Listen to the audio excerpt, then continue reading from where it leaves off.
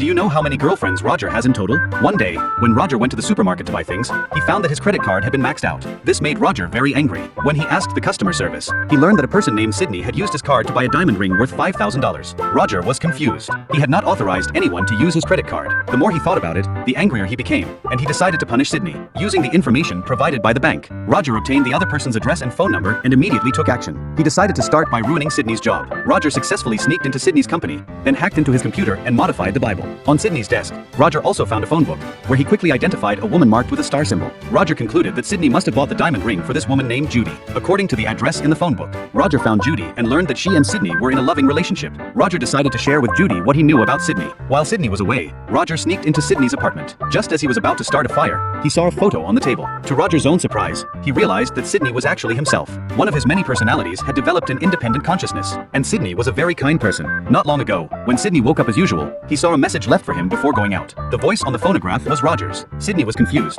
thinking Roger had mistaken him for someone else, so he didn't pay much attention. But from that day on, his life changed drastically. When he arrived at the company, he was immediately scolded by his superior for unauthorizedly modifying the Bible, which caused serious losses to the company. He was angrily fired by the boss. Although life was not perfect, he remained optimistic. The next day, he decided to look for a new job. To his dismay, the garden he had worked hard to take care of was also destroyed. He quickly associated this with that message. Sydney dialed Roger's phone, hoping he would stop. Lonely and helpless, he had to turn to his girlfriend to talk. Despite the recent hardships, he still took out the diamond ring he had bought in advance to propose to Judy. Upon learning Sydney's secret, Judy knocked the ring to the ground. She accused Sydney of hiding his AIDS diagnosis. Although Sydney explained it was not true, Judy had his medical report. Sydney's life had been completely ruined by Roger, and now there was only one way to make things right. Back to the present, Roger finally understood everything. But at that moment, a hitman suddenly appeared, hired by Sydney to kill Roger. Roger fled in a panic back home. Reminded by Klaus, Roger realized he could pretend to be Sydney to stop the hitman's mission. To his surprise, canceling the mission required a password. Roger was completely panicked and immediately went to find Judy, hoping to learn Sydney's favorite words through her.